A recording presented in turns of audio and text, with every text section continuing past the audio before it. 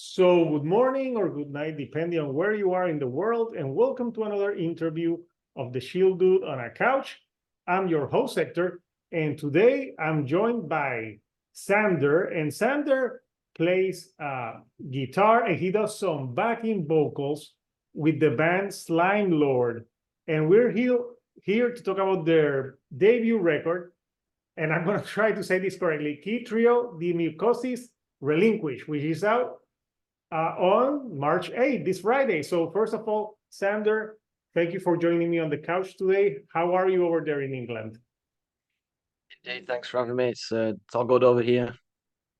Good. So yeah, I've listened to the record, and let's talk a little bit about the history of the band. I know you guys have a few EPs before this. So tell me a bit, about, for people who haven't listened to Slimelord, how did the origins of the band? So we formed in 2019.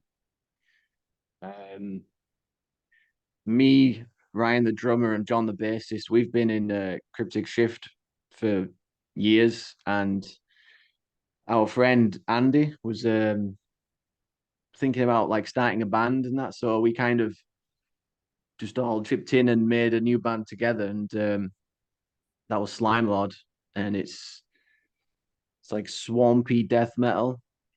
It's all about like low tuned riffs. I'm tuned to G sharp, which is like super low. So compared to like other bands, my other bands where I play like E flat or E standard, there's a lot of like new opportunities with the low tuning and going for like a more straight death metal style.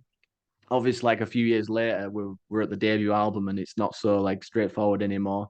There's a lot of like weirdness and that, but yeah, death metal.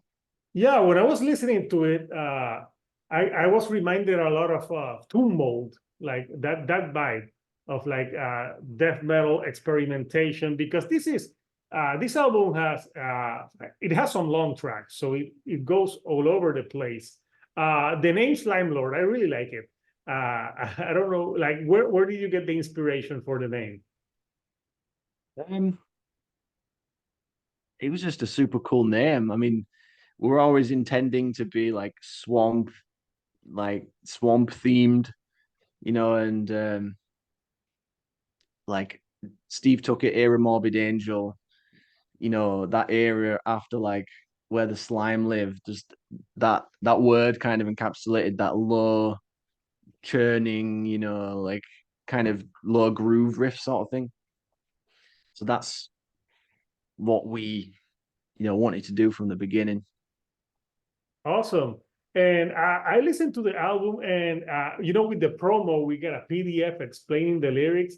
I went through them, and I must tell you, I have no fucking idea what the songs are about. I'm like reading, it feels like it's something from like a journey from outer space. Is the record like a concept record per se? Yeah, it follows a like adventure story. It's definitely not outer space though. Um, this is like subterranean Earth and caves and things. So yeah, we do have a concept, and each song like follows a little bit of the story, but also is embedded with all sorts of different themes. So um, the concept is like the album title is Chytridiomycosis, which is like this fungal disease for amphibians, which is like ravaging loads of species around the world for years. So we sort of took that concept, put it into some like fantasy kind of thing, and created this story where the character that we've created like goes deep underground to meet with this giant toad who has the chytridiomycosis, and then he like goes inside its stomach to like cure it, and then he makes his way back up to the surface of planet Earth. But he finds out like when he returns to the surface, the toad creature that he cured was actually the villain, and this toad has like destroyed the surface of the Earth. That's like the basic outline of the adventure story, which is inspired by, like video games and video game levels, like going through an environment, defeating a few enemies, going through some cool landscapes, and then defeating like the boss of the area. But then every song also has a lot of um themes embedded in it, like more like scientific, environmental themes, like history and like myths and that. Yeah, there's a lot of stuff into it. So you mentioned video games. Any video games in particular that inspired you guys? Yeah, I mean, we all play a lot of the From Software stuff, like Bloodborne and Dark Souls. We've spent a lot of time together playing them. So that's probably the largest inspiration uh with like, the dark fantasy kind of stuff as well. The anime Berserk, a couple of us are really into that. And obviously stuff like Lord of the Rings and just high fantasy and that. Yeah, I What are did. you playing? Yeah, well, I have no time now, but I used to play. Uh, I played video games a few years ago. Red Dead Redemption, The Last of Nice. Us. So yeah. So the fungus thing, I did read about the fungus thing, and it was interesting. So what does this fungus do? For the science of it, what does it do to amphibians? It like infects their skin, and ultimately like it's got a really high percentage of death. Um, and yeah, it just gets in the skin. The skin starts to like peel off. It's really horrible for the frogs. I mean, I'm not a scientist, even though I did like research a lot of things and found a lot of cool sounding words and tried to link them together in a cohesive way. Uh, but if a actual Chytridiomycosis scientist looked at it, I'd be intrigued to know what they think and how like scientifically accurate it is. You should send them the album, but you would be critiqued, like how accurate is this? So when I was reading the lyrics and going through, I see that I think like it mentioned a few people from the band. So you all do like the writing mode? Do you do it like as a group thing? Like not is there like because it didn't seem like only one person was writing the lyric. It seemed like everyone contributes. I think what you're talking about there is like the guitar solos. Oh, that's what I didn't know because it says I'm like, is this okay? So it's playing in the guitar Yes. solos. Yeah. Yeah, Okay. so each guitar solo or bass solo or drum solo has like a specific title, Mm-hmm. because as I wrote, as I was writing the lyrics, yeah, I have so many notes and words that I want to use, but ultimately you're never going to be able to use every single line that you want to. So like putting names on the solos is a cool way of adding a little more flavor to the story, adding in those extra things that I've like looked up that I'd like to include that aren't necessarily spoken but are like portrayed through the sound of the solos. Oh, yeah, yeah, that's interesting. And so tell me a little bit about the writing and recording process for this record. So Slime Lord's always been like we come up with stuff in the rehearsal room, which was like a new thing personally for me back when we formed.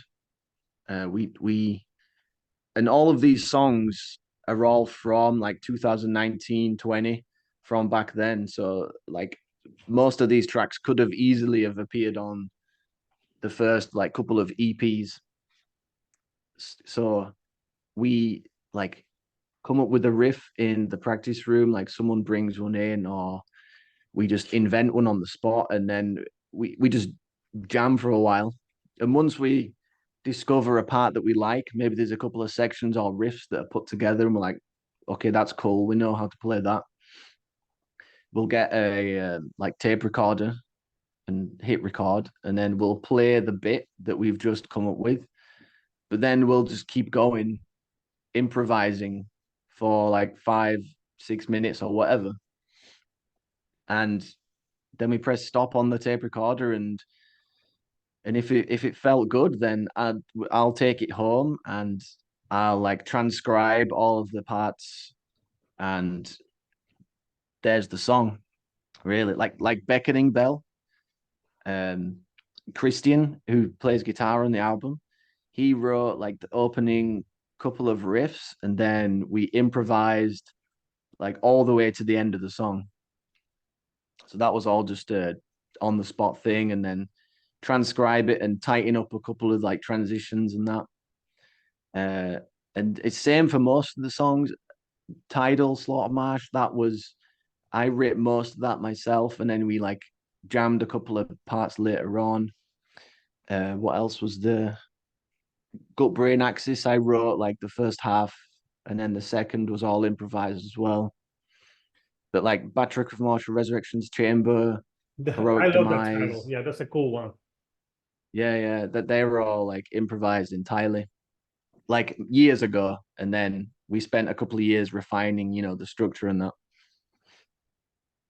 Yeah, no, good stuff. And something about this record, it does, I can tell, like it does sound like a jam, like a prolonged jam, because almost all the songs go into each other. Like the flow of the song, was that intentional when you were doing the album, so it had like a cohesive flow?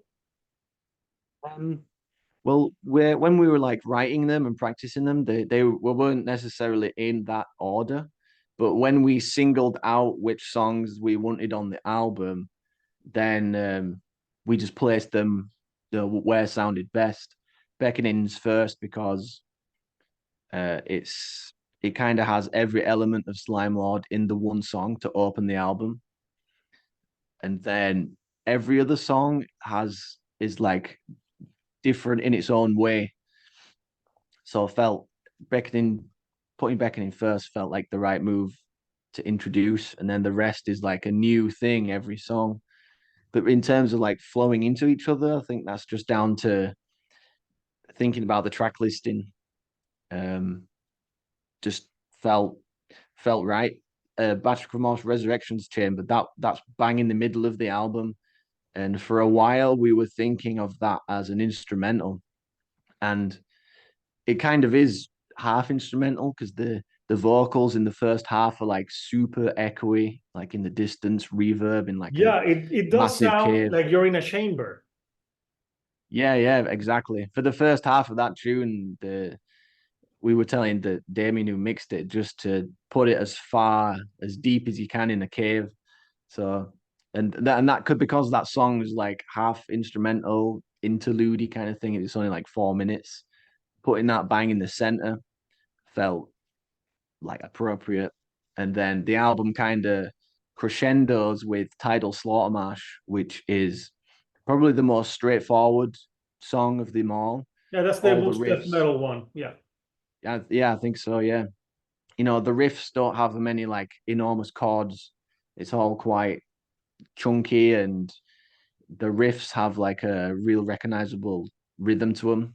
To like sing along. Um, so like bookending the album like that was intentional, yeah. And then obviously the last track, Heroic Demise, is like a full instrumental.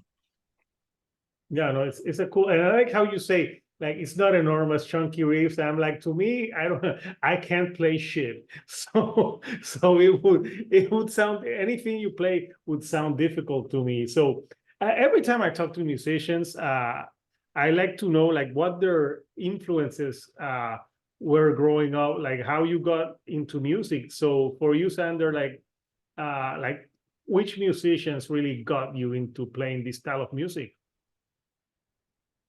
Um, I mean, the earliest bands that I really loved were the Cult from England, Bradford, which is right near here. Rage Against the Machine, um, Ride, which is a shoegaze band from Oh, Oxford. great bands. They, you don't sound nothing like them, but great bands. Yeah. I mean, also in a shoegaze band as well. But Oh, awesome. Yeah, that's a good thing. yeah, Like I've interviewed different people that they have different bands. So it's I love shoegaze too. So nice, would awesome. you bring like a little shoegaze to Slime Lord?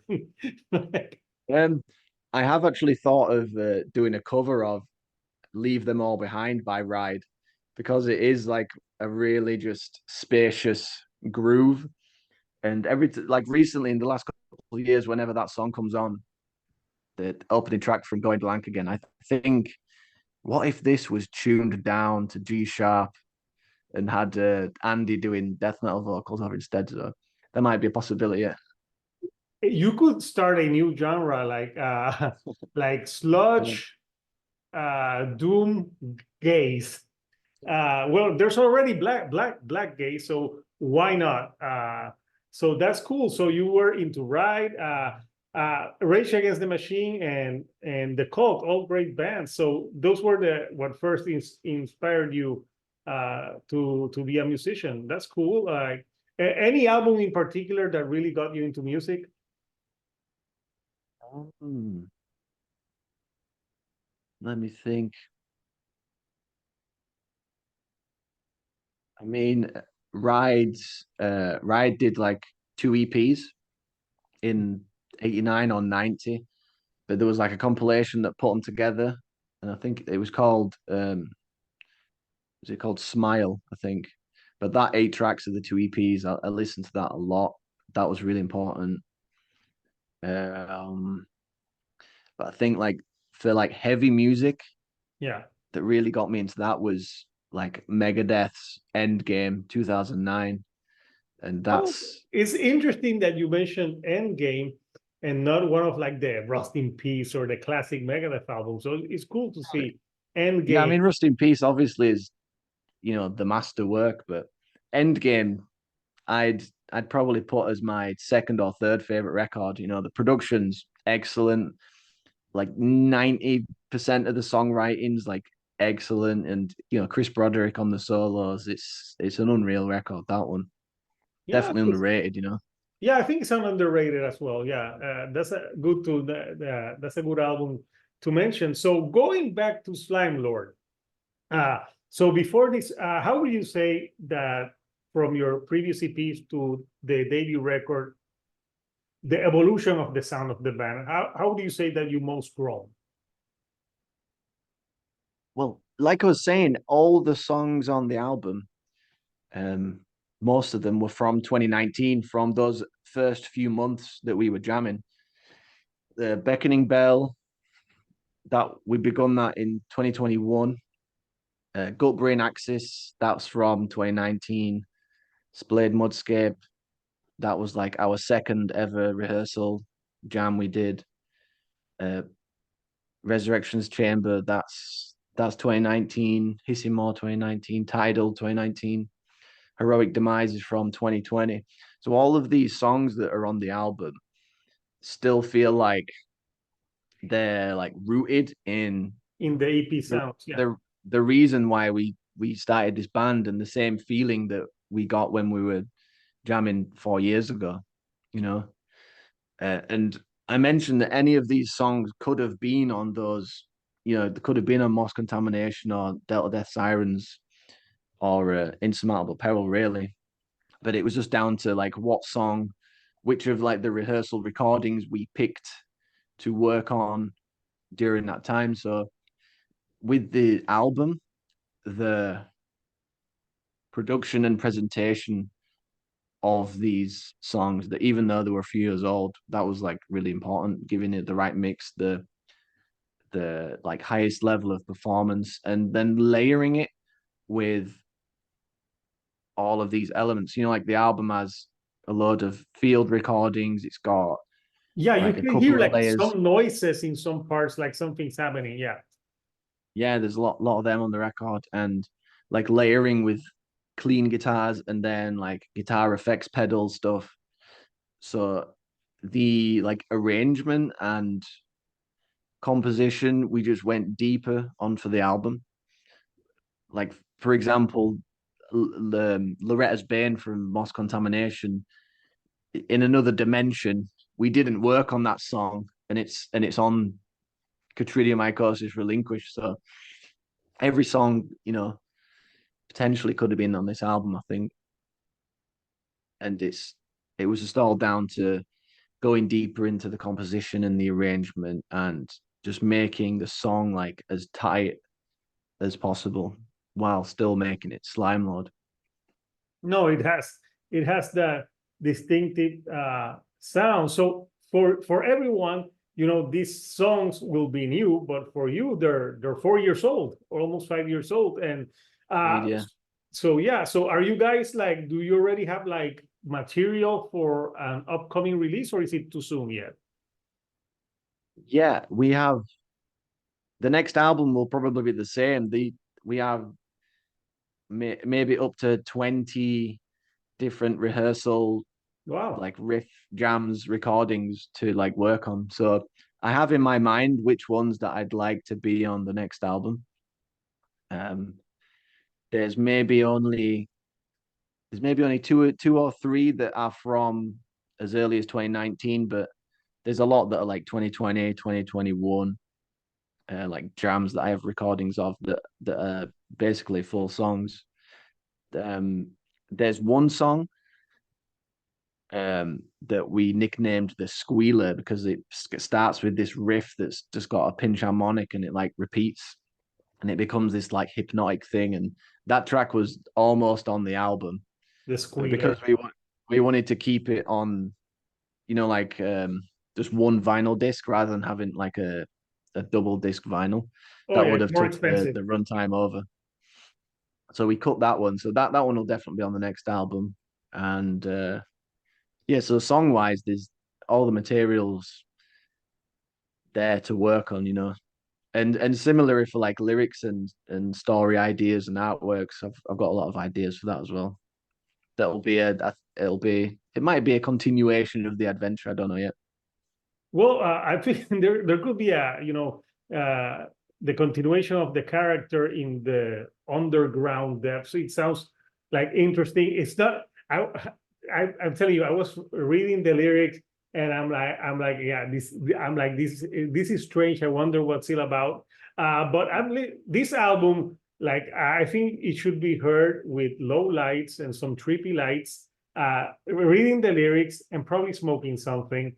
It would be a great trip, but smoke something that doesn't make you hallucinate or something, because it would take you on an adventure. So I know the record, you had a streaming, you streamed it, I think a few days ago. Where was it streamed, the album in the Yeah, entirety? 20 Bucks Spin have it on their YouTube channel Yeah, right now, so you can hear the full thing early. But it comes out tomorrow. Yeah. yeah. So yeah, for people when see this, it's out now Friday. So how's the early reactions to the album? It's been awesome. The few I've seen. A recurring thing that I've noticed, I think that like Get It Right is it's absolutely a death metal album, you know, without a doubt. Even if there's a couple of dissonant chords, a couple of like more progressive structures or like like ambient sections or something. Even though it's that, I think we managed to keep it death metal all the way, you know? Yeah, it's just sprinkling, but I think that gives the band some different layers, because Yeah. I think people are more acceptable of death metal bands now, doing some proggier stuff and ambient stuff, because Blood Incantation did a full like ambient record. So it's Yeah. yeah, it's something that it's more accepted nowadays. So I want to Yeah. show the album artwork because it's pretty amazing album artwork, and we can talk a little bit about the inspiration for it. So here's the artwork for the album. I think was this done by the same artist that did the Tomb Mold last record, because they have like a theme that reminded me. Um, this was done by the guy who did the second Two Mold album, Okay, Manner of Infinite Forms. The new one's by Jesse from Pit of Bones, okay. but equally a great artist. This is done by Brad Moore. I've actually got a wider, like the full spread. So do you want me to send you the full artwork and you can pull that one up? Yes, of course. Just give me a moment and I'll send you it. Yeah, you can send that to me, and maybe we can look at it. But yeah, I like the colors, and it does look. That's why I'm like, is this underground? Is this in space? Because that could look like a foreign planet or the underground. And I'm guessing you uh, growing up, like, are you like a huge into sci-fi books as well?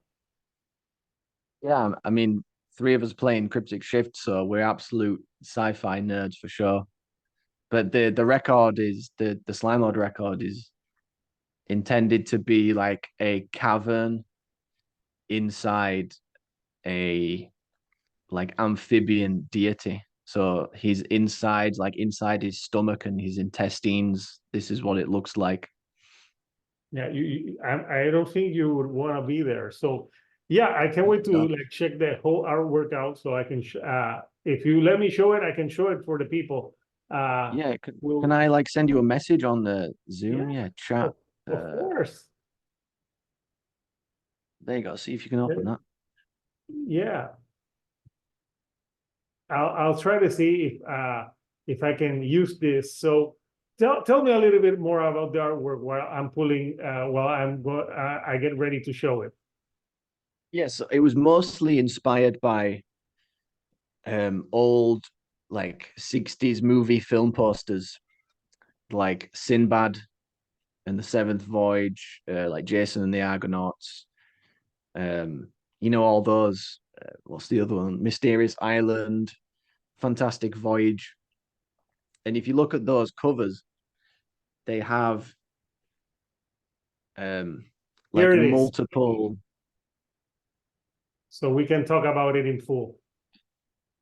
Yeah, they have multiple like events from the story that are in this like usually like a landscape spread that's like a film advertisement poster, and they have like, for example, the Sinbad and Seventh Voyage, that you have Sinbad and Parissa like in the center, and then in the corner there's Sinbad fighting like the dragon, and over here there's like the Cyclops and the eagle fighting, and then over here you have the wizard. You know, there's like 6 or 7 different parts of the movie in this one like poster. So that was like the intent here. And every single one of the songs has like a little bit that's represented in the full piece. Yeah, no, it's amazing artwork, and I like it that it has a lot of color in it. I'm glad that bands are using more color in artwork because not everything can be black and white. So it really is a great artwork, and so the vinyl will have like this will be the front and the back of the vinyl, right? Yeah, it curves around a bit with the track listing, you know. Yeah, Yeah, awesome. Brad Moore's an incredible painter. Absolutely. No, it's Absolutely insane. And it wasn't necessarily like a very specific uh thing that we wanted. We gave him all of our like story ideas and a couple of parts specifically that I wanted to include, and then gave him like references like the movie posters and that. But he came up with the whole thing really. And like, for example, if you see like on the left, not all the way left, but on the left, you can see there's a guy that's like above this like fleshy, which is supposed to be a cauldron. And this is a goblin, and he's like stirring the pot, stirring the cauldron. is he the guy? Is he painted blue? He's it's not that far. It's the guy just to the right of him. He's Oh, like okay. purple, pinky. He's got like a pointy face, but you can see his 2 arms, and he's leaning over this like fleshy cauldron, and there's a little bone stuck in there. So he's making this like goulash soup stew, and he's stirring it around, and then you can see at the bottom it's all seeping out of the bottom and falling into this pool next to these like cliffs. And it's supposed to be the goblins live inside of Mutanta, which is the giant frog, um, the giant frog god that our character has like gone inside. So he's meeting these goblins that are trying to cure the toad that has Chytridiomycosis. So they're inside his stomach, brewing up this goulash broth and then pouring it into his digestive system to try and like cure the disease from within. So that's part of gut brain axis and splayed mudscape. Yeah, that's interesting. And this is the type of artwork that you can look for hours and find like different details, because it has a lot of details into it. So yeah, it's pretty awesome. I'm discovering things all the time. Yeah. Oh yeah. No, I could look at this for hours and discover new things. And I'm guessing like this would be awesome, like to have it framed, like as a giant piece, like on a house. Like I'm sure it Yeah. will be. If you put this, it will be a conversation starter for any get together that you have. Like, okay, tell me about this art piece, and everyone will ask. So yeah, thank you for sharing the whole thing, because it's cool to look at it as a whole. So you being a sci-fi fan, I'm a sci-fi fan as well. Have you already seen Doom Part 2? Yeah, I've seen it Don't twice. tell me, I haven't seen it yet, but No, have you is it not? as Oh, no awesome as way. I think it's gonna be? It's like the level of filmmaking that's on show is just miles ahead. Just the caliber of what they're putting out. It's compared to like standard blockbuster action movies, Mm-hmm. it's just ridiculous. Like the jump, like before the film was on in the cinema, there was trailers for like the new Kong versus Godzilla, and then the Planet of the Apes movie, and like it looked pretty like cheesy. I mean, it's cool, but compared to Dune that came on right after, it was just insane. Like the scale, like the CGI looks completely different to all of these, like big budget superhero movies, whatever. It's just insane. Like the scale, like the spice harvesters when they drop down on the sand, they just look enormous. It's incredible, like the scale they get. Have you read the books as well? I have the book and I started reading it, but I haven't finished. I haven't Yeah. finished. Sometimes I'm a lazy reader. Sometimes it's because Doom, it's a great book, but it's the type of book that you have 20 pages where they're explaining like the scenery, like the Lord of the Rings. And I really have to be in the mood for it. I have the first book. It's standard edition, but I've read books. I don't have as much time as now. But yeah, I saw the first movie in the movie theater and I thought it was amazing. So I can't wait to see this one because it looks amazing. I'm gonna see it, I think, on IMAX. I think that's the type of Yeah, movie yeah. you have to see like on a huge screen, like the special effects, the surround system, and everything. Yeah, it'll be a great experience. I've seen it in Dolby, and I also saw it in the 4D where you're in the seat, the roller coaster seat, and it like moves around and it blows sand and like You know smells and what? rain at you. And I'm it and like 46 that. years old, and my lower back sometimes hurt. I don't want to. And that movie is 2 hours and 46 minutes. If I Yeah. if I do the 4D, I will need like an Advil or something after It I. definitely works though. It definitely works. It's like much more of an immersive experience than, for example, like the 3D glasses. Like that just doesn't work. But the 4D's genuinely really good for that movie.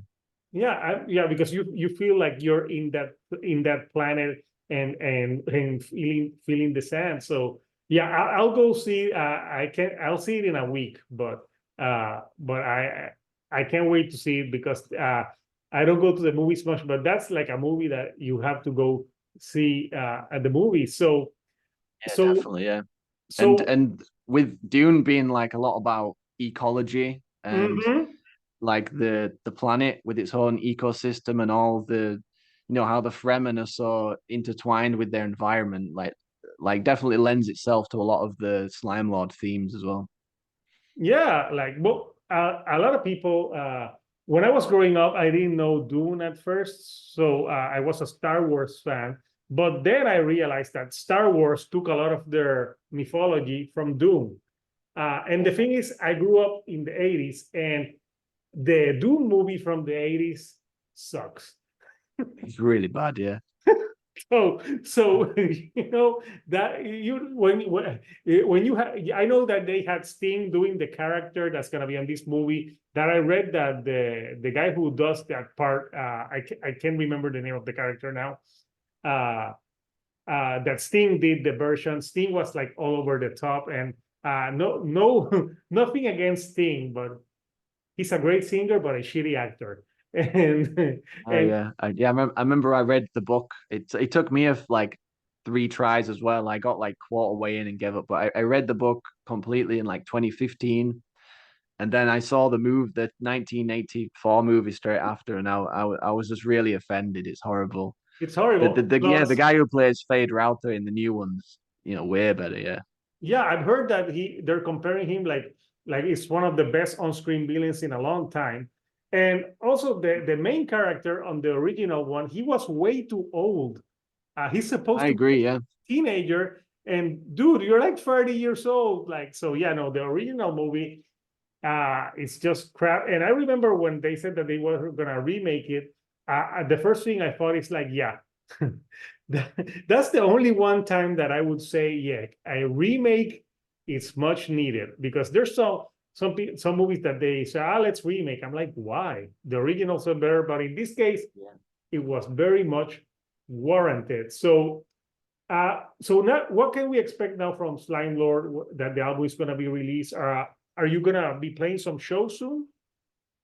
yeah. We have a release show next Saturday in London that's sold out, so that'll be awesome. We'll have some merchandise and This records to this sell. Saturday, the 10th?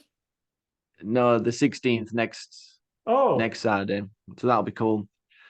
We're playing Incineration Festival as well in May in England. So that'll be awesome. To like play to like a lot of people who probably haven't heard of Slime Lord yet. And then in the summer we're doing a European tour that's currently being booked we're going to be touring with Cryptworm. ooh, That's like nice. in July. So that'll be look forward to. But I mean, we'll see how it goes. Hopefully, we'll get further out as well. Yeah, sounds good. And I would recommend Slime Lord to people that, if you like death metal with some progressive and sludge experimentation, you will dig this. The concept, thank you for making me understand the concept, because reading the lyrics, I'm like, I saw the fungus, I'm like, what is this about? I just know it's fascinating. And I'm sure coming up with those concepts, it's not an easy thing, and making them like interesting. So, Xander, I want to thank you for taking some time to chat with me about the album, about sci-fi. I didn't know we were going to talk about Doom, but it's always cool to talk about like different things. And the album is out this Friday, March 8th. Chytridiomycosis Relinquished. It's a mouthful to say, but yeah, it's a really cool album. So, anything you like to say to the fans before we go?